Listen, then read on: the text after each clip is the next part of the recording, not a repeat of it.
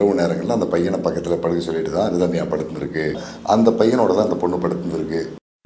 அனைவருக்கும் வணக்கம். சற்று முன்பு ரிதன்யா தன்னுடைய 15 வயது மாமா மகனோடு நெருக்கமாக இருந்ததாகவும் அவருடைய விபரீத முடிவுக்கு இதுதான் காரணம் எனவும் ஒரு அதிர்ச்சியான தகவல் வெளியாக இருக்குது.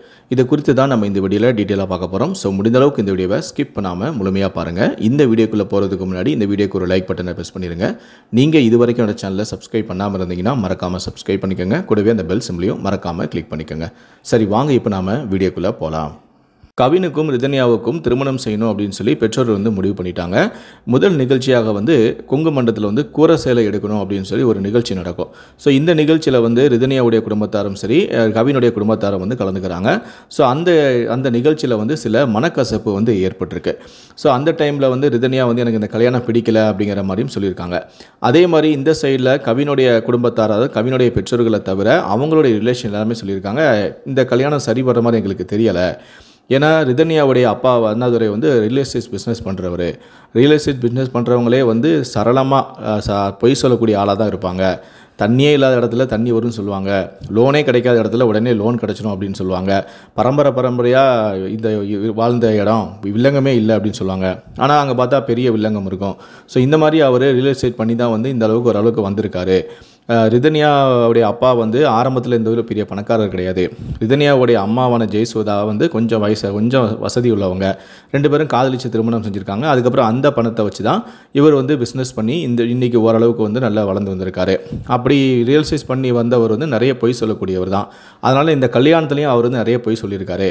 அதனால் இந்த குடும்பம் நமக்கு ஒத்து வராது அப்படின்னு சொல்லிட்டு கவினுடைய சொந்த பந்தங்கள் எல்லாமே சொல்லியிருக்காங்க.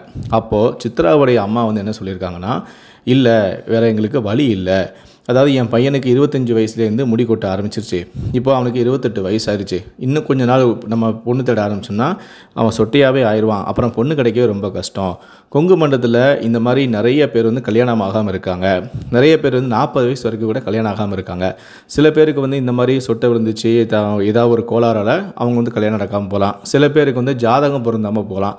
சில பேருக்கு ஜாதகம் பொருந்தியும் வசதி வாய்ப்பு ஈடாக இல்லை அப்படின்னு சொல்லியும் இந்த மாதிரி திருமணம் தள்ளி போய்கிட்டே இருந்திருக்கு. அதே மாதிரி எங்கள் பையனுக்கும் நடக்கக்கூடாது. அதுக்கப்புறம் நாங்கள் கேரளாவில் போய் தான் பொண்ணு தேட வேண்டிய நிலைமை வந்துடும். இது ரிதன்யா எங்கள் வீட்டுக்கு பக்கத்துலேயே தான் இருக்கா. அதனால் நாங்கள் எப்படியோ அட்ஜஸ்ட் பண்ணிக்கிறோம். அதனால் நாங்கள் பார்த்துக்குறோம். இந்த சம்மந்தத்தை நாங்கள் விட விரும்பலை அப்படின்னு சொல்லியிருக்காங்க. அதுக்கப்புறம் கவினுடைய சொந்த பந்தங்கள்லாம் அப்படியா, சரி இப்படி நீங்கள் சொல்கிறீங்களா அப்படின்னு சொல்லிட்டு சித்ராதேவியோடைய பேச்சை கேட்டுட்டு இந்த கல்யாணத்துக்கு ஒத்துக்கிறாங்க. அதுக்கப்புறம் தான் இந்த கல்யாணமும் நடந்திருக்கு. பொதுவாகவே கல்யாணம் முடிஞ்ச பிறகு பொண்ணு மாப்பிள்ளை வீட்டுக்கு போகும்போது கூட பொண்ணுக்கு துணையாக ஒரு பொண்ணையோ இல்லைனா ஒரு சின்ன பையனையோ அந்த போகிற ஒரு நாள் 2 நாள் அந்த பொண்ணுக்கு கொஞ்சம் துணையாக இருக்கட்டுமே அப்படின்னு சொல்லி அனுப்பி வைக்காங்க. ஸோ அப்படி அனுப்பும்போது தான் ரிதன்யா அவங்களுடைய மாமா பையன் 15 வயசு 12 வயசு 15 வயசு பையனோட ரொம்ப க்ளோஸாக இருப்பாங்களாம். ஸோ அந்த பையனை சரி கூட ஒரு 2 நாள் தங்கிட்டு போட்டோம் அப்படின்னு சொல்லி அனுப்பி வச்சுருக்காங்க. ஆனால் ரிதன்யா அந்த பையனை மறுபடியும் அவங்க வீட்டுக்கே அனுப்பலையாம், தன்னோடையே வச்சுக்கிட்டாங்களாம். கிட்டத்தட்ட ஒரு 15 நாளாக ரிதன்யா கவினுடைய வீட்டில் இருக்கும்போது அந்த பையனை வச்சுக்கிட்டே தான் இருந்திருக்காங்க. பிரச்சனை பண்ணி அவங்க வீட்டுக்கு வர வரைக்கும் அந்த பையனும் அவங்க கூடயே தான் இருந்திருக்காங்க. குறிப்பாக இந்த வீடியோவில் பேசின நபர் என்ன சொல்கிறாருன்னா, ரிதன்யா தான் தூங்கும்போது கூட இந்த பையனை தன்னோட சேர்த்து படுக்கப்பட்டு தான் தூங்குனாங்க. இதனால் கவின் ரொம்ப டிஸ்டர்ப் ஆகிட்டாரு அப்படிங்கிற மாதிரியும் ஒரு குற்றச்சாட்டை முன்வைக்கிறாரு. திருமணம் பண்ணி தன்னுடைய வாழ்க்கையை அடுத்த கட்டத்துக்கு கொண்டு போகணும் அப்படின்னு சொல்லி கனவோடு இருக்கக்கூடிய ஒரு மணமகனுக்கு இப்படி ஒரு சம்பவம் நடந்தால் எப்படி இருக்கும்? ஸோ அந்த மாதிரியான ஒரு மனநிலையில் தான் கனவின் ரொம்ப கஷ்டப்பட்டிருக்காரு. அதுக்கப்புறம் 15 நாளுக்குள்ளே இவங்களுக்குள்ள ஒரு விரிசல் ஏற்பட்டிருக்கு. அதுக்கப்புறம் ரிதன்யா போகும்போது அந்த பையனையும் கூட்டிகிட்டு போயிருக்காங்க.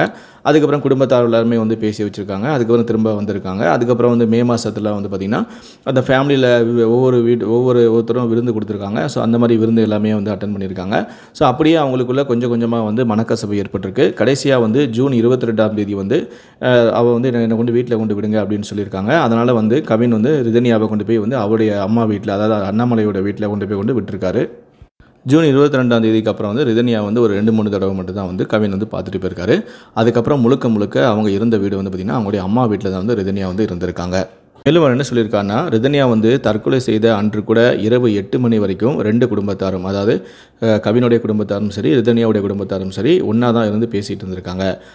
8 மணிக்கு மேலே தான் வந்து அண்ணாதுரையுடைய மொபைல் வந்து ஆன் செய்யப்பட்டது, நெட்டு வந்து ஆன் செய்யப்பட்டதும் ரிதன்யா பேசின ஆடியோ அவங்களுக்கு வந்திருக்கு. ஸோ அதை கேட்ட பிறகு தான் வந்து இந்த ரிதன்யாவுடைய குடும்பத்தாருடைய நடவடிக்கையை வந்து டோட்டலாக வந்து மாறிடுச்சு. அதுக்கப்புறம் அவங்கள வந்து நிறைய குற்றம் சொல்ல ஆரம்பிச்சிடறாங்க. எல்லாமே கவின் குடும்பம் தான் அப்படி இப்படின்னு அவங்கள பற்றி நிறைய தப்பாகவும் நிறைய விஷயங்களை வந்து பேச ஆரம்பிச்சிடறாங்க. கவினுடைய குடும்பம் வந்து வசதி வாய்ப்போடு உள்ள ஒரு குடும்பம்.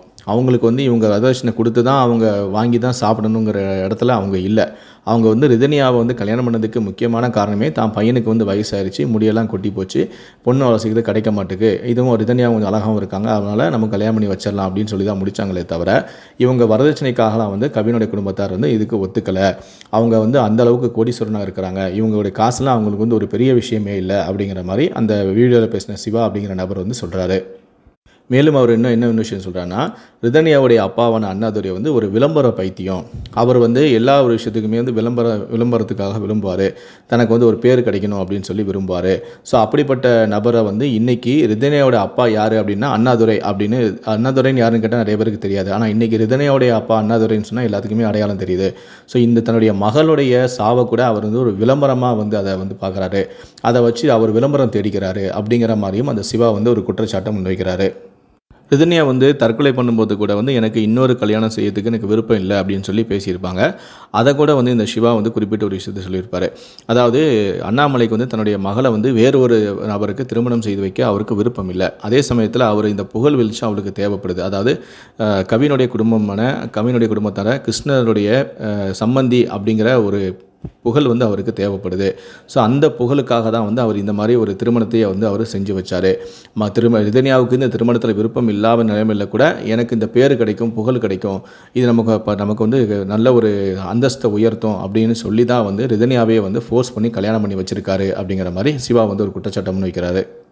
இன்றைக்கி வந்து ரிதன்யா வந்து தற்கொலை செஞ்ச பிறகு வந்து அவன் வந்து வேலைக்கே போக மாட்டான், அவன் வந்து அது செய்வான், அவன் வந்து இப்படி செய்வான், அவன் ஒழுங்காக வந்து படிக்கலை, அவனுக்கு வந்து அரியர் இருக்குது, அவன் வந்து அப்படி இப்படின்னு கவினை பற்றி எவ்வளவோ குற்றச்சாட்டுகளை முன்வைக்கிறாங்கல்ல. கவின் வந்து எங்கேயோ ஏதோ ஒரு ஊரில் இருந்து பார்த்து வந்து ரிதன்யாவுக்கு வந்து கல்யாணம் பண்ணி வைக்கல. ரிதன்யாவுடைய வீட்டில் இருந்து சுமார் 1 கிலோமீட்டர் தூரம் தான் வந்து கவினுடைய குடும்பத்தார் வந்து இருக்கிறாங்க. ஸோ அப்படி இருக்கும்போது எந்த அளவுக்கு விசாரிக்க முடியும்? ஸோ அப்படி எல்லாமே வந்து கவினை பற்றி விசாரித்து அவன் எப்படிப்பட்டவன் என்ன ஏது எல்லாத்தையும் தெரிஞ்சு தான் இவங்க வந்து பொண்ணே கொடுத்துருக்காங்க. இவங்க சொல்கிற மாதிரி அவன் கிடையாது. இவங்களே வந்து அவன் அப்படி இவங்க அரியர் வச்சுருக்குன்னு சொல்கிறாங்க. நான் அவங்ககிட்ட அரியர்லாம் கிடையாது. அவன் வந்து MBAவே வந்து முடிச்சிருக்கான். அந்த மாதிரி ஒரு டைப்பான ஒரு பையன்தான். அவன் வந்து குளிக்கவே மாட்டான், எப்போ பார்த்தாலும் வந்து 10 மணிக்கு மேலே தான் எந்திப்பான் அப்படின்னு ஒரு குற்றச்சாட்டு வைக்கிறாங்க. ஆனால் உண்மையிலேயே பார்த்தீங்கன்னா அவன் வந்து காலையில் 7 மணிக்கு எந்திரிச்சிருவான்.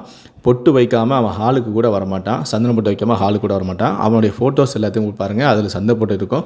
ஸோ அந்தளவுக்கு சுத்தபத்தமான ஒரு பையன் தான். ஆனால் ரிதன்யாவோட குடும்பத்தை வந்து இன்றைக்கி வந்து அவன் குளிக்கவே மாட்டான், எங்கேயாவது வெளியே போகிறதா மட்டும் தான் குளிப்பான், மற்ற நாள் குளிக்கவே மாட்டான். எங்கள் பொண்ணு வந்து 3 வேளையும் குளிக்கும், 3 வேளையும் பூஜை பண்ணும், அதனாலேயே எங்களுக்குள்ள ஒரு மனக்கசப்பு ஏற்பட்டுச்சு, அப்படி இப்படின்லாம் வந்து பொய்யான ஒரு குற்றச்சாட்டை முன்வைக்கிறாங்க அப்படின்னு சிவா வந்து சொல்கிறாரு.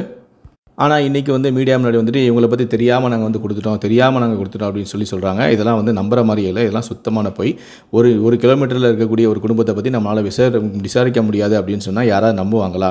ஸோ இவங்க அந்த அளவுக்கு வந்து இவங்க வேணும்னே வந்து இல்லாததெல்லாம் வந்து இருக்கிற மாதிரி வந்து ஒன்று கிரியேட் பண்ணுறாங்க. கவினுடைய குடும்பத்தார் வந்து ரொம்ப மட்டம் தட்டுறாங்க, இல்லாத குற்றச்சாட்டுகளெல்லாம் வைக்கிறாங்க அப்படிங்கிற மாதிரி சிவா வந்து அடுத்தடுத்தான தன்னுடைய விஷயத்தை வந்து சொல்கிறாரு. ரிதன்யா வந்து கடைசியாக கோயிலுக்கு போயிட்டு தான் வந்து தற்கொலை பண்ணியிருக்காங்க. அவங்க வந்து கோயிலுக்கு முன்னாடி காரை நிப்பாட்டிட்டு ரொம்ப நேரம் கிட்டத்தட்ட ஒரு 1.5 மணி நேரம் வந்து யாருக்கிட்டே வந்து ஃபோன் பேசுனதாகவும் அங்கே அக்கம் பக்கத்தில் இருந்தவங்களாம் சொன்னாங்க அப்படின்னு அவர் சொல்கிறாரு. குறிப்பாக வந்து காருக்குள்ளே இருந்து வந்து அந்த பெண் வந்து அழுததாகவும் அதை ஒரு சில பெண்கள் வந்து பார்த்ததாகவும் அக்கம் பக்கத்தில் உள்ள கடைகளுக்கெல்லாம் சொல்லியிருக்காங்க. அங்கே ஒரு பொண்ணு வந்து காரில் உட்காந்து அழுதுகிட்டே வந்து பேசிகிட்டு இருக்கு அப்படிங்கிற விஷயத்துலையும் கொஞ்சம் அங்கே அக்கம் பக்கத்தில் இருக்கக்கூடிய கடைகளில் பொருட்களை வாங்கும்போது சொல்லியிருக்காங்க. ஸோ அப்போது அந்த பொண்ணு வந்து அவ்வளோ நேரம் யார்கிட்ட பேசிச்சு, ஏன் அழுதுகிட்டே பேசிச்சு, அப்படி யார்கிட்ட தான் பேசிச்சு அப்படிங்கிற டீட்டெயிலாம் கிடச்சிச்சின்னா இந்த கொலைக்கான ஏன் இந்த தற்கொலைக்கு என்ன காரணம் அப்படிங்கிறது வந்து தெரிய வரும். இந்த தற்கொலைக்கு முக்கியமான காரணம் வந்து கவினுடைய குடும்பத்தார் இல்லை, ரிதன்யாவுடைய குடும்பத்தார் கொடுத்த அழுத்தத்தினால தான் அந்த பெண்ணை வந்து தற்கொலை பண்ணிக்கிட்டா அப்படிங்கிற மாதிரி சிவா தன்னுடைய கருத்தை வந்து சொல்லியிருக்காரு. இந்த விஷயத்தை பற்றி உங்களுடைய கருத்துக்கள் என்ன அப்படிங்கிறத கீழே இருக்கக்கூடிய கமெண்ட் செக்ஷனில் மறக்காமல் சொல்லுங்கள். முடிந்த அளவுக்கு இந்த வீடியோவை மற்றவங்களுக்கும் ஷேர் பண்ணுங்கள். மேலும் இது போன்ற பல வீடியோக்களை பார்க்கணும் அப்படின்னு வச்சிங்கன்னா மறக்காமல் இந்த சேனலை சப்ஸ்கிரைப் பண்ணுங்கள். நன்றி, வணக்கம்.